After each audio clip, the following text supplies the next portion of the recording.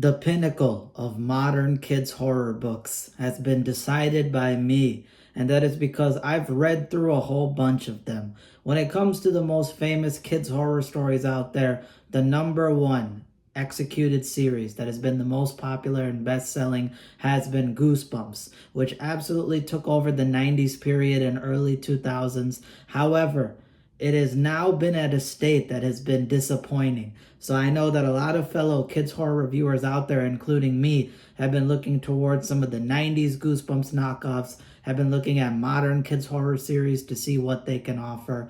And after reading through a bunch of them, after going to a bunch of different places and a bunch of different authors and seeing what they had to offer from back in the 90s all the way till now, I noticed one thing that ended up being a almost universal constant when it came to this kids horror outside of Goosebumps and Are You Afraid of the Dark and Haunting Hour and stuff like that, which is that it oftentimes was emulating Goosebumps. It was trying to copy Goosebumps. It was trying to work within the bounds that normal kids horror has been established for many decades because of Goosebumps' legacy. But there was only two kids horror series, that too I saw in the modern age, that did not focus on doing strictly, working within the confines that normal kids horror was established by Goosebumps. They kind of evolved the subgenre. They stepped outside of what the norms was for the subgenre without crossing any boundaries, and therefore essentially evolved it. And that is the Eek book series by Jeff Strand, and then Weird House Press, the publisher. And out of them all, out of these both and out of all the modern kids horror stuff, Weird House Press has been the apex of kids horror. And why is that? It's because I had discovered them a little over a year ago, and I didn't even know that they had kids horror books out there. I found them because they were the home of my favorite adult horror author, Tim Curran, and I ended up seeing on their website that they had a few kids horror books. They looked interesting, the cover artworks were really great, the premises sounded fun, and I started diving into them. And sooner than I could realize, they had 2 new books coming out, so a total of 5 kids horror books on their website that they were releasing. And after reading them all, I have seen the highest peaks. I have seen the tips of Mount Everest done in all kids horror stories of all time within this series accomplished twice. I have seen a wide variety of different types of kids horror series, giving you flavors and varieties and different qualities, having big scale cinematic stories, having more gritty realistic stories in it, and having more smaller scale fun stories. This 5-book series so far has basically given me everything that I could look for in terms of an evolved subgenre. Weird House Press has managed to evolve the kids horror subgenre, deliver quality, deliver variety, deliver lots of underrated talents into the kids horror world, as well as introducing adult horror authors who have never done kids horror doing their first debuts within this series. So many positives that I can highlight on. So yes, Weird House Press, as of right now to me, is the pinnacle of all modern kids horror books, standing against the rest.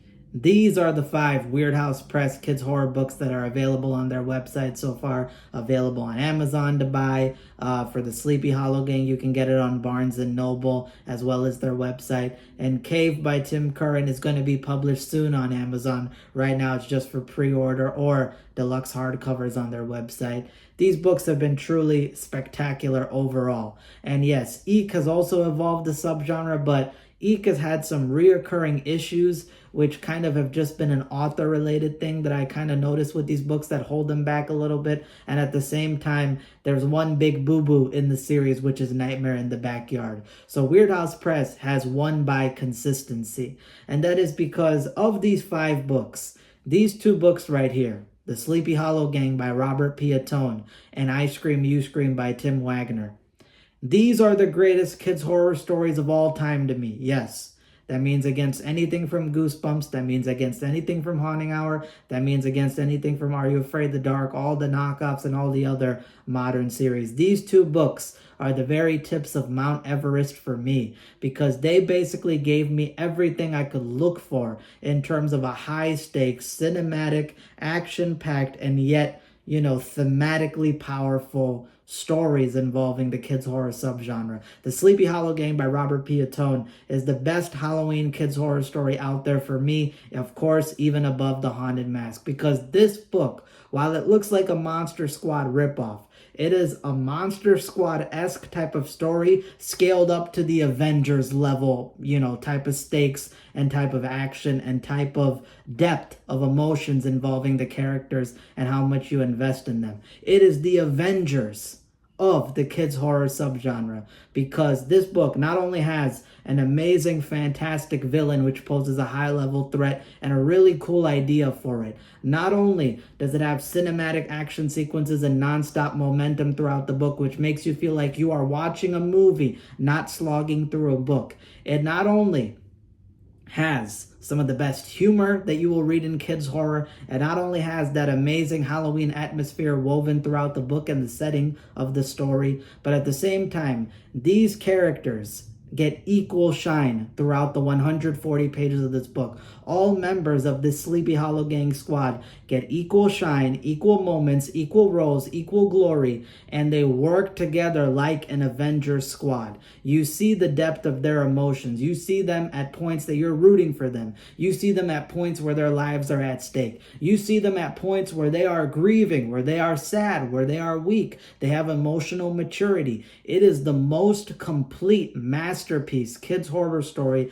that you will read out there. And I'm not the only one who thinks this. A few reviewers who have read it after I read it ended up saying the same thing. So the fact that this felt like an 11 out of 10, a 12 out of 10 compared to other kids horror stories out there, it got that extra credit. It did something truly incredible. And I thought that the Sleepy Hollow Gang would be a one-off thing. It wouldn't be surpassed. But no. Then we get I Scream, You Scream by Tim Wagner, which is an amazing story. If the other book is the Avengers movie, this is Avengers Infinity War, where they are dealing with a deity, a godlike, demigod level threat that they have to outwit, outsmart, and overcome using their brains and using strategies. Really fantastic stuff. The villain in this book feels like a mixture of Freddy Krueger and Charlie Manx from the Nosferatu book by Joe Hill and also the TV series. And also a little mix of Jack Frost from the Tales Book 6 from Tales to Give Yourself Goosebumps.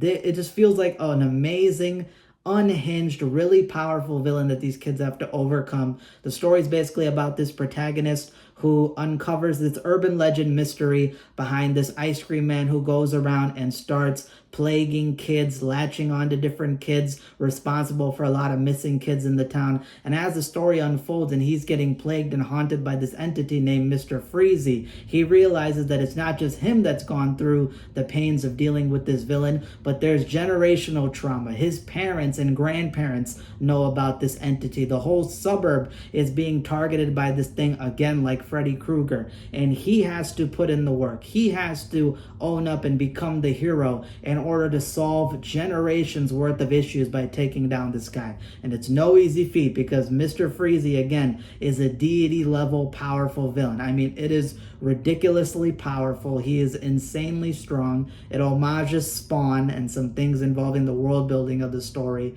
And again, it's a battle of wits. It's like we don't have the power to necessarily take this guy out one-on-one. So we have to use the creativity and the brains and the willpower of children in order to defeat this thing and use its own weaknesses against itself. Very akin to like Avengers Infinity War. So these are the two Mount Everest peaks that I got pretty much almost back to back in terms of being a year apart for Weird House Press. So that's amazing. That's fantastic. And at the same time, the other three kids horror books in their series, while they didn't quite hit this peak, they still have amazing cool stuff.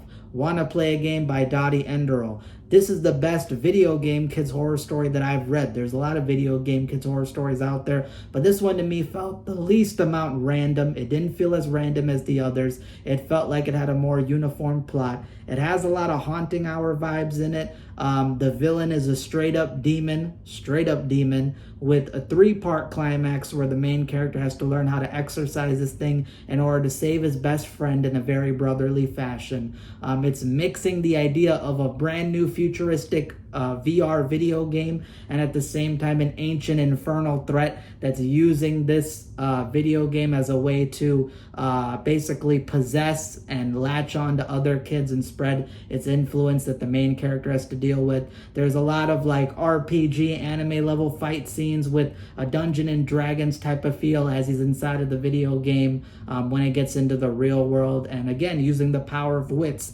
using the power of willpower to defeat this very powerful threat and use its own ego against itself. Really cool stuff. And it has a dark ending. It has a dark ending that lets you know that not everything always ends up super clean in terms of a defeat. No, sometimes you have to actually put in that work and yet at the same time still deal with a dark twist ending, which is juxtaposing what happens in the previous two books I mentioned.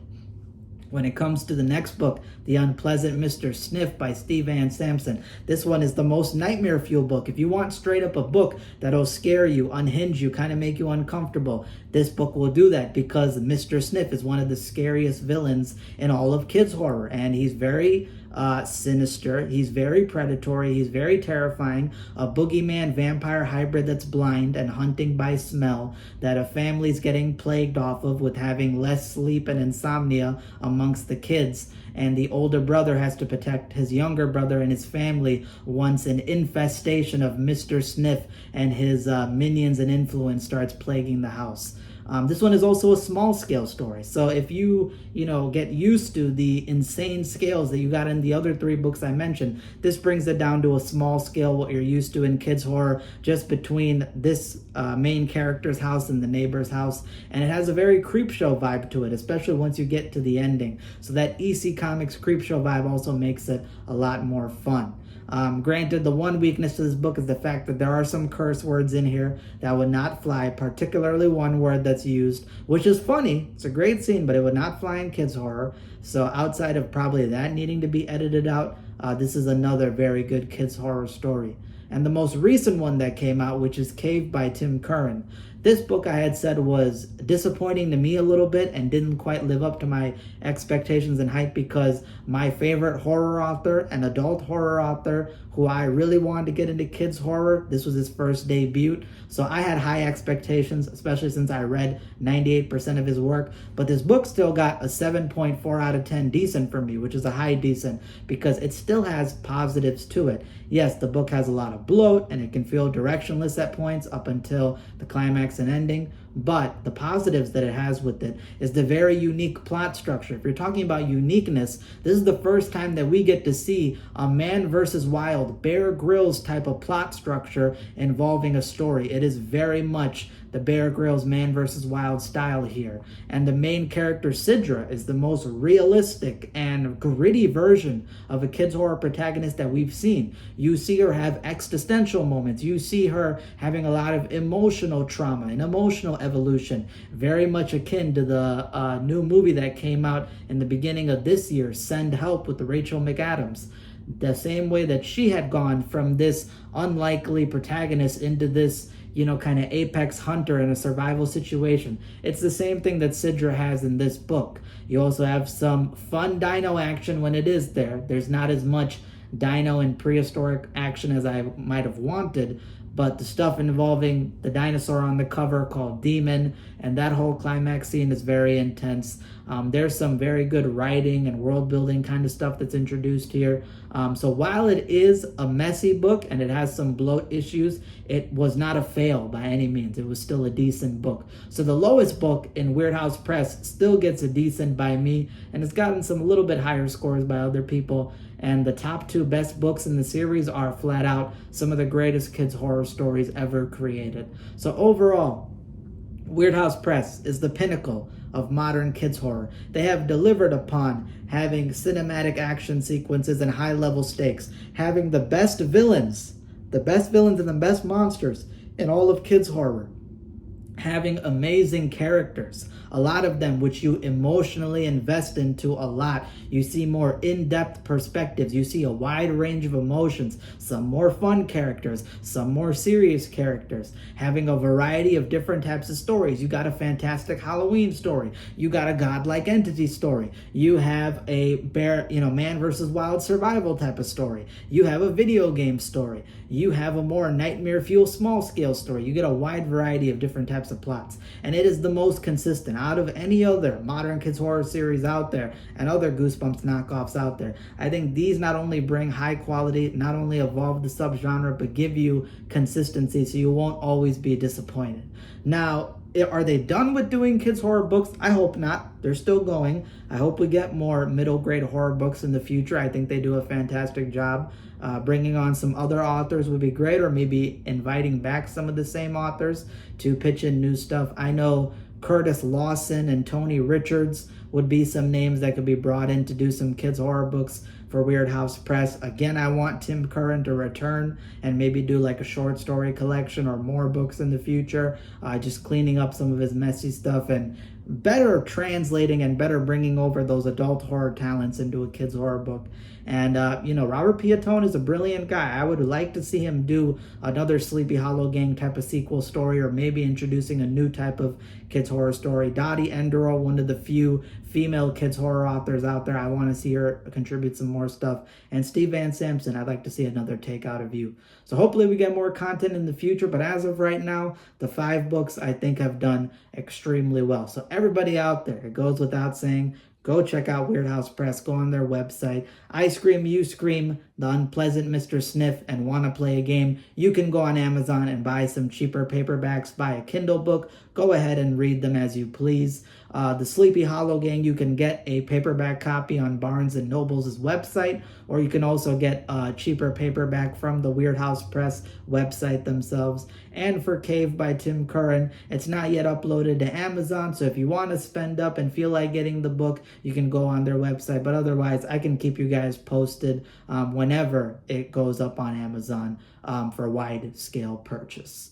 But that's all I got for today. Congratulations to Weird House Press. Thank you so much for evolving the subgenre, especially when a lot of folks out there typically try to emulate Goosebumps, especially when Goosebumps itself has gotten super lazy. You guys have put in a lot of time and a lot of effort that has gone unseen by a lot of different people. So I hope to just bring you guys more limelight, however much I'm able to. And that's all I got for today. Deuces. If you enjoyed, hit that subscribe button, hit that like button, comment down below, and I will see you guys until next time, which at this rate will probably be closer to October time. So I'll see you guys when it's Halloween season. Deuces.